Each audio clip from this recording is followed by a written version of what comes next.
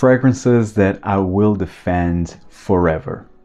Hi everyone, I'm Julien and this is my channel Scented Moments, where we discuss everything about fragrances. And so in this video I want to talk about 15 fragrances that I will always cherish, I will always stand by, I will always go back to. These fragrances really speak to me. This is a very personal list, and also to help you to discover maybe some fragrances that you never heard of before. But yes, and this is in no specific order. So these are some of my all-time favorites. The first one being from the house of Diptyque, and it is Benjoin Boheme. And in this original, beautiful, artsy, cracked type of bottle, this is 100 ml. So originally Benjoin Boheme come in this bottle style and this was a whole range. Like it was a specific line from Diptyque that it was discontinued like a couple of years ago. But they kept Benjoin Boheme because it was a bestseller, and currently Benjoin Boheme comes in their regular 75 ml Eau de Parfum with a black rhythm with a gold label. Still smells the same. They didn't reformulate it, at least to my nose smells the same. I don't know in terms of performance, but this one in the end is also not a beastly type of fragrance. And Diptyque in the end doesn't create beastly fragrances, with aside maybe Oud Palau, which is the most daring of the brand. But Benjoin Boheme for me is the best of Diptyque. As the name implies, is all about benzoin, and for me it's the best in that game.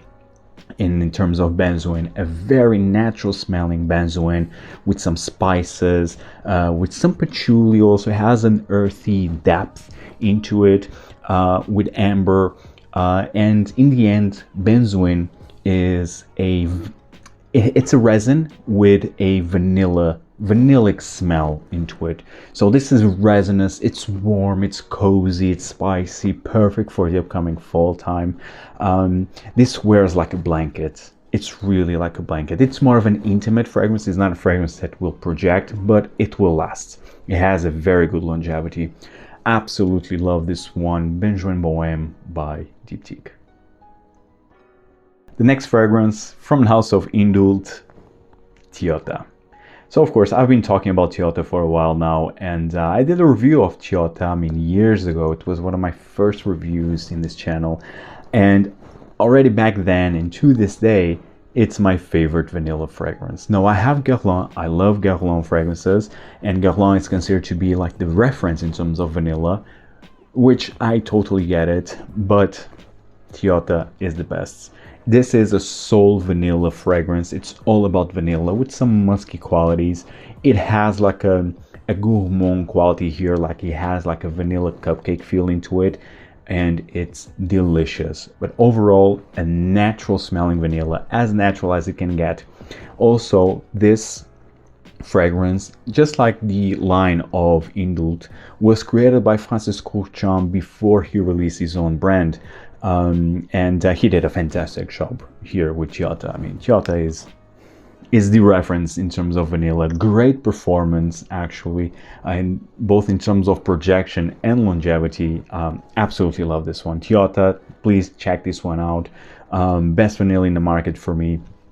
It's a bit pricey. This is a 50 ml. I think it goes around 200 euros. So yes, it's pricey, but unbeatable. Really unbeatable. Tihota by Indult. The next fragrance, this is a new release from Xerjoff, and it is Alexandria 2 Anniversary. And I have this cute 15 ml bottle, and full disclosure, this was given to me by the brand when I attended their event in Essence this year. They gave away to a lot of people, to all the guests that attended the event. This one is amazing. I already did like a first impressions video of this one, and I still stand by saying that this is the best Alexandria fragrance overall from Xerjoff. I think this really is the best version. I'm a big fan of Alexandria too. And I think they really nailed it, making it as a superior fragrance. So Alexandria 2, it's all about lavender, cardamom, and oud. And here it's the same scent character, but you can feel that the notes are, I would say, of a higher quality, and it's divine, absolutely divine. I simply love this one. And the bottle itself, the full bottle, is beautiful, very, very beautiful looking bottle. My favorite, and I have all Alexandrias. I have the Alexandria 2, I have Alexandria 3, I have Alexandria Oriental. All of them I bought myself. I have a big collection of Xerjoff. All of them were bought by me, and the only one that it was offered by the brand, it was Casa Morati's Quattro Pizzi, which I love, actually. And then this one with the discovery set of their other new releases. But that, again, it was given by the guests that attended the event at Essence this year. So it was not given to me specifically for review. But yes, I'm a big fan of Xerjoff overall, always was. And yes, this one is brilliant. Alexandria 2 anniversary. Yes, it's pricey. I can say that it's overpriced. And I can say also that it's a bit redundant. But if you are a fan like I am of this Alexandria 2 DNA, I highly advise to check this one out. If I would not mention Alexandria 2 anniversary, I would mention Alexandria Oriental, which was my favorite again, because it has a very natural smelling oud into it. But here it's a perfect balance of a natural oud with this very sensual cardamom, with this fresh barbershop-y-esque lavender. Love this one. Check this one out if you have yet to. It's Alexandria 2 anniversary. If not, try the other Alexandria, either the regular Alexandria 2, Alexandria 3, which is more amped up in the rose, or the Oriental, which has a more amped up natural smelling oud. But overall, love this line, specifically this version. The next fragrance, this is from the house of Hermès, from the Hermès Essence, and I consider it to be the best of this line. It is Cuir d'Ange. Cuir d'Ange. But it's really one of my all-time favorite leather fragrances, and it's fighting with Cuir de Russie by Chanel, of course, which is a classic.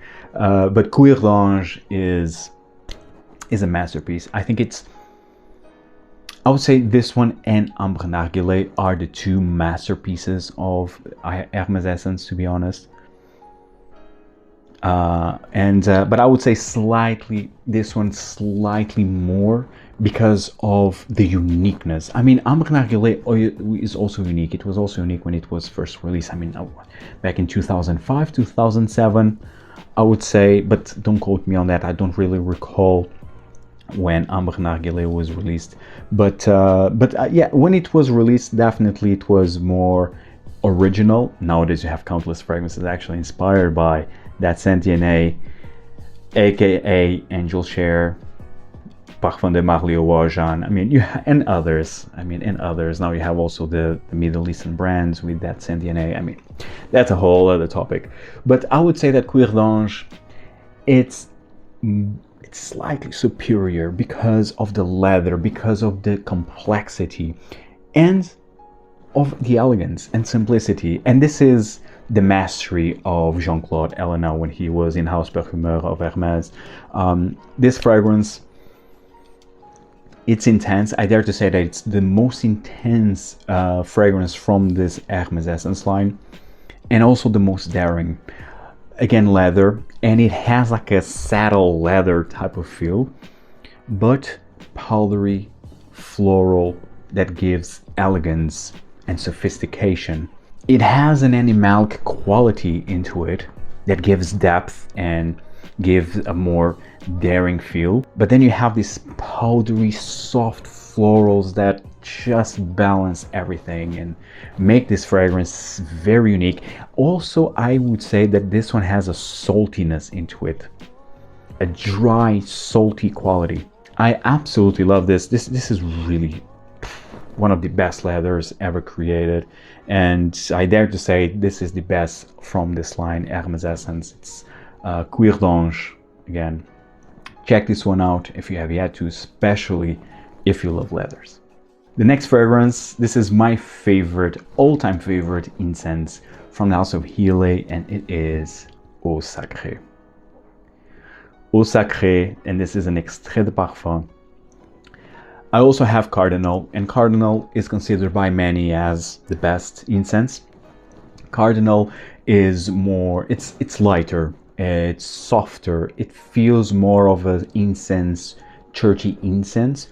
This one, no, this is all about frankincense. Like, this is a more intense, more resinous, and I dare to say more natural smelling, because the Cardinal, it's more of the place. It gives the image of this old church, cold old church.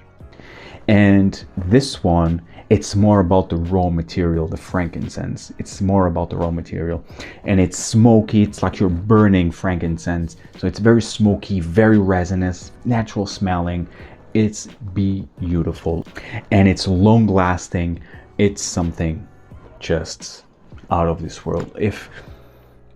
If you're searching for the incense, for me is Eau Sacrée, and I will highly advise you to check this one out. Also, of course, Cardinal and Profumum Bromas Olibanum. These three, for me, are the benchmark in terms of incense fragrances. Then, of course, you have Amouage with Interlude, with Epic Man, with, I mean, you name it.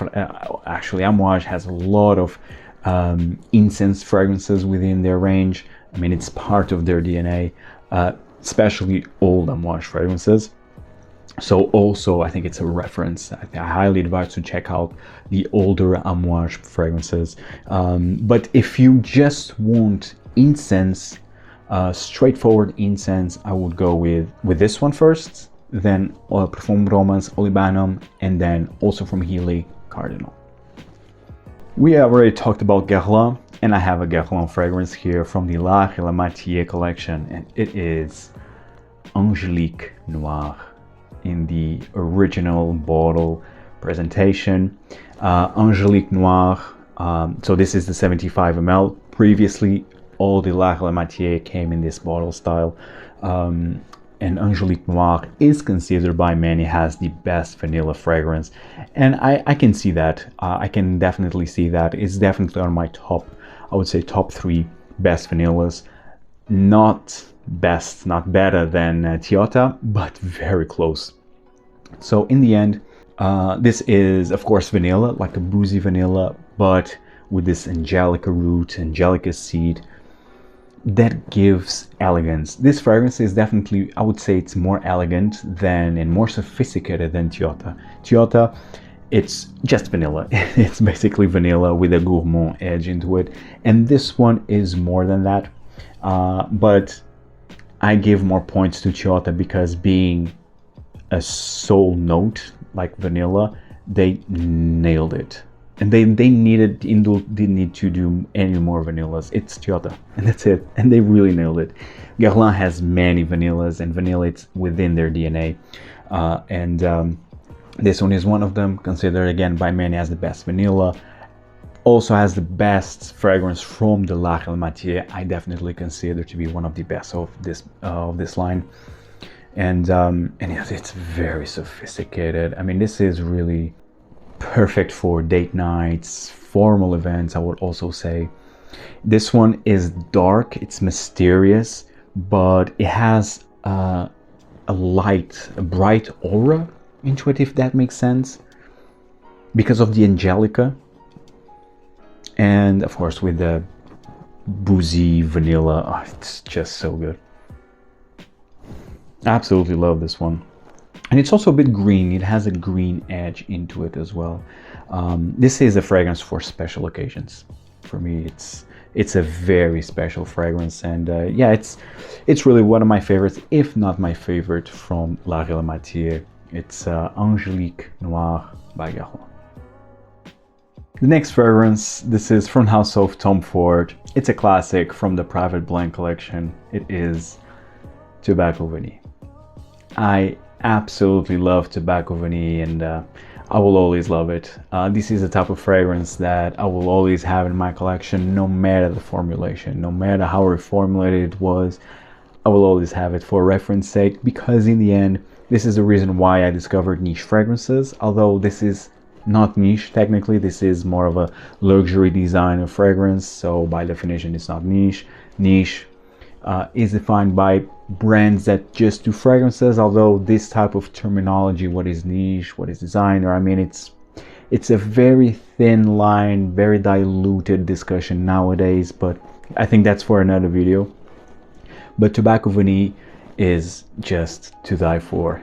Tobacco vanille is all about, of course, tobacco and vanilla, but with dried fruits, with spices. It's warm, it's cozy, it's very sensual, very decadent, and it set a genre of this sweet tobacco genre, because there is a before and after tobacco vanille, and nowadays you have so many fragrances heavily inspired by this scent DNA.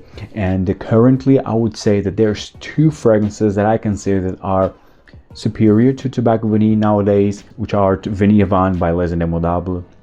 Very different. It's more of a cacao, chocolatey, vanilla, tobacco, natural smelling fragrance. And then we have from Guerlain Tobacco Honey. I absolutely love Tobacco Honey, released last year. So these two fragrances for me are currently above Tobacco Vanille, but this will be forever my reference in terms of tobacco, sweet tobacco fragrances. So beautiful, and I have so many memories attached to this perfume. Very good memories. This is perfect, a perfect holiday type of fragrance, and it's also one of my favorite, one of my fiance favorite fragrances also. So yeah, and I think I have like an older batch, at least. I have here the golden lettering. I think that usually says that this is like an older batch, but let me know in the comments down below if I'm correct or not. But yes, Tobacco Vanille, Tom Ford, a masterpiece, a classic, and I highly advise to check this one out. The next fragrance, this is from the house of Papillon Artisan Perfumes, and it is Anubis. I absolutely love this fragrance. This is all about suede, and it's a very rugged, dark, intense suede with incense and spices. It's so damn good. It really transports you to the old Egypt, as the name implies. So damn good. Love it. It's daring. For me, this is daring because of its denseness, and it's a loud fragrance, and also has like a borderline animalic nuance in here, although I think this doesn't have any animalic notes per se, but I do have get like some sort of civet in here, or castoreum. There is like an underlying animalic quality in here, for me at least. But with this it's very dusty, like old, smells like old, dusty, like suede, incense, some amber, like some laudanum in here as well. Very complex, dark fragrance, very unique to my nose, and also it's a fragrance that I highly suggest you to try. It's Anubis by Papillon Artisan Perfumes. The next fragrance, this is from Chanel, from the less exclusives, and it is Le Lion. It could easily be Sycamore, as I said in one of my previous videos, that Sycamore is like one of my me type of fragrances, but I have a special connection with Le Lion because it's where it all started. It's where I started my journey in discovering less exclusives, and it was love at first sniff, and it's so damn good. Really, Le Lion, it's another masterpiece. It's all about labdanum. It's really front center labdanum in here, with patchouli, and here the patchouli gives vibes of Coromandel, also by Chanel, from this line of the exclusives. You also have a hint of vanilla in here, and citruses on top. This gives also a hint of Shalimar. It has a Shalimar quality in here, but I would say that this in the end it's a scent in its own, and it has like an animalic quality. I would say that this is very furry, like very furry, animalic type of DNA in here with the labdanum. The labdanum in here is very rough, very raw, very rugged, and it seems that it has like a furry, musky quality also. I absolutely love this one. I think it's the most challenging Chanel from this range, and I dare to say it's the most challenging Chanel overall, and I absolutely love it. Very rich perfume, and yes, it's a fragrance that it is one of my all-time favorites, and it will always be in my collection. Lilion by Chanel from the Les Exclusives. The next fragrance, this is from the house of Andy Tower, and it is Au Coeur du Désert. This fragrance is amazing. This is the more intense version of L'Air du Désert Marocain, which is also a timeless masterpiece nowadays. I would say that this is like a second chapter, like a new chapter, a new version of L'Air du Désert Marocain. L'Air du Désert Marocain is a dry, it's a bit more airy, very spicy, and also ambery. This one is denser. It's everything here. It's dense, it's richer, it's fuller, and I think I think the name it's really spot on. While the L'Air du Désert Marocain, the air of the Moroccan desert, and really gives that airy, spicy, ambery feel, here you are in the heart of the desert, so everything is more intense, everything is denser, and I think it's beautiful. It's a beautiful perfume. I have actually a comparison video early on that I uploaded between Au Coeur du Désert and L'Air du Désert Marocain, and yeah, this is also a reference in terms of ambers. I mean, it's one of the best ambers out there. Not my favorite though, and my all-time favorite is Ambra Aurea, but I will not mention any Profumo Broma because the majority of my Profumo Broma fragrances are still in Lisbon, and in the end, Profumo Broma for me, it's above everything. Profumo Broma is my all-time favorite brand, so yes, Profumo Broma is in a different league, but I would say that Au Coeur du Désert is one of my all-time favorite ambers. Really top 3 best amber fragrances ever created. Absolutely love this one. The performance is great. Also check this one out. A reference in terms of amber, it's Au Coeur du Désert by Andy Tower. The next fragrance, it's from House of Amouage, and discovery for me of this year, one of the best discoveries for me so far, and it is Silver Oud. Silver Oud by Amouage. And it's also one of my most worn fragrances of this year so far as well. I wore this a lot in the beginning of this year, like from January to early April. I wore this one a lot. And my fiance loves this one. Actually, I'm fortunate enough because my fiance loves oud. Actually, she really loves oud, and yeah, she adores this one on me.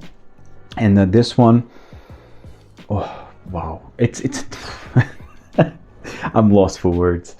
So this is for me to my nose, and I love oud. I have quite a few oud fragrances, and I have some experience with natural oud oil, and for me to my nose, this has natural oud, like even can be just a tiny drop, but it's there. For me, it comes across as a natural oud fragrance. It's also a bit rubbery, has a rubbery smell into it that actually, it's tricky because I don't really enjoy rubbery, but here really works. I really love it here. It works. It's dark, it's rubbery, it's inky, it's spicy, it's incensey, and it's animalic. It has an animalic quality in here. I love this one. I mean, seriously, it's one of my favorite oud fragrances currently, if not my favorite, but at least one of my favorites, hands down. And it's currently one of my favorites from Amouage, top 3. So yeah, Silver Oud, I would say that this is very underrated from the brand, yes, I really advise for you to check this one out if you love Amouage. It's one of the best newer releases from Amouage, and this was already released a few years ago now, like 2019, 2020, 2019-ish, I would say. But yes, it's already has at least a couple of years, at least. So yes, I highly advise to check this one out, Silver Oud by Amouage. And of course, needless to say that the performance is massive. The next fragrance, also a newcomer to my collection, also a fantastic discovery for me this year, from Les Abstraits Des Cendres. And Des Cendres is one of the best perfumes that I smelled this year, hands down. This was nominated for the Art and Olfaction Awards, which I attended in Lisbon. Sadly, did not win the prize, and I genuinely thought this would win because this is so unique. It tells like a story of death and rebirth for me. It's very complex. It really tells a very deep story. This is so very birchy. You have birch starts, very smoky, very piney, and then transitions into a floral perfume, especially with tuberose. And then in the base you have patchouli with vetiver. I mean, this fragrance is green, it's smoky, it's woody, it's piney. It's really an enchanting story, and I absolutely love it. High quality ingredients in here. The perfumer was Antoine Lee, and if you don't know, Les Abstraits was created by Eugene from You Smells Good, and of course I'm a good friend of him, and I'm not saying that Des Cendres is amazing just because I'm a good friend of Eugene, and I'm really proud of him that he managed to really create a beautiful work of art here. But not just Des Cendres, Boheme, La Douleur Exquise, but for me especially Des Cendres and Boheme. These two are really some of the best fragrances that I smelled this year, and I'm really happy for Eugene. The perfumer is again Antoine Lee, and he did already a lot of fragrances for Les Indemodables as well, amongst others, of course, other fragrances. But yes, Des Cendres, I really advise to check this one out. Really fantastic job, Eugene, here. And the next fragrance, this is from the house of Ramon Monegal, and it is Faisa. Currently my favorite Ramon Monegal fragrance, I would say, and I already did a review of Faisa. This for me was Love at First Sniff when it came out, I mean a few years ago. It's beautiful, it's very unique in my opinion. I mean, it's so complex. It has an overdose of mimosa with raspberry, saffron, rose, oud, amber, vanilla, tonka beans, you name it. It has so many notes, caramel, so many notes in here. And I also think it has a bit of an ylang-ylang, because the end, this fragrance, the color that this fragrance transmits is yellow, and it's a very joyful, very playful fragrance. Absolutely love it. It's a floral, sweet, spicy, woodsy fragrance, and it's to die for. Great performance, and this is one of my all-time complimented fragrance, actually. So I always receive very good feedback, actually, both from strangers, let's say, and from my friends and from my fiance, of course. And when I say strangers, it's really like Uber drivers. Actually, I receive a couple of comments, good comments from Uber drivers while I was wearing this one, so that was fun. So yes, Faisa, I think it's a beautiful complex fragrance from Ramon Monegal. Overall, I think Ramon Monegal as a brand overall is very underrated, so highly advised to check out the brand and what they have to offer, because they have to offer quite a few fantastic offerings, especially their oud line, which is I'm a big fan of that oud line. You also have Flamenco Extrait that was released this year. You have the Cologne line. So I mean, you have lots to explore from this house, and yes, highly advised to do so, but especially Faisa. The next fragrance, this is from a small niche brand that I discovered at Essence last year, and this one is a masterpiece. It is from Rubini, and it is Odenaturae. And the minute I smelled this fragrance, it was just love at first sniff. I even got emotional because this fragrance, it has such a natural smelling aura. And so in the end, this is all about chamomile. It really has the most natural smelling chamomile that I ever smelled. It literally smells like, you know, those dry tea bags of chamomile, exactly how this smells, with lots of green, lots of vegetation, lots of florals, and in the end it's a natural smelling green chamomile floral fragrance, and it's just, for some reason, speaks to me. It's masterfully blended, and the ingredients in here, I mean, I never smelled anything like this before, and really it's beautiful. Beautiful. If you are a fan of green fragrances, please check this one out. You have, I believe this has galbanum, although galbanum is not listed as an official note, I think, but this has a very green resinous touch with florals and with just this natural smelling chamomile note that it's to die for. Highly advised to check this one out. This is really spring in a bottle. This, I mean, it's spring all over. So yes, really advise to check this one out. It's Odenaturae by Rubini. And last but by no means least fragrance from Frederic Malle, of course. It's not the moon. I mean, I've been talking about the moon already for quite a while, so we already know how much I love it. It's not Muscat Jour, not Portrait of a Lady. It is Monsieur. Might be shocking, but yes, I love this fragrance, and I already have a big story with this perfume. So I love this fragrance from the moment I tried it like years ago, and since then it was forever on my wish list, and for some reason I ended up buying other fragrances, including even from the Frederic Malle brand, but this year, like by mid of this year, I was in Portugal when I purchased this one. I was really happy. This is in the end a very heavy medicinal patchouli, and also very spicy. A lot of people say that this is like the masculine version of Portrait of a Lady, but Portrait of a Lady is already masculine enough. But I would say that this even takes to the next level in terms of, let's say, masculinity, but in the end all fragrances are unisex. It's just to say that this in the end has a very amped up patchouli and doesn't have the rose, and it's more spicy and again very medicinal, like very intense, very intoxicating. I absolutely love it. The issue was that, and I already said this before, when I traveled to Lithuania, so from Lisbon to Vilnius, my bag, someone stole 5 fragrances from my bag. One of them was Monsieur, and so I was already able to repurchase it again, and that's how much I love it. It's definitely repurchased worthy, and yeah, I love patchouli. Patchouli is one of my all-time favorite notes, and this one is one of the best in terms of patchouli.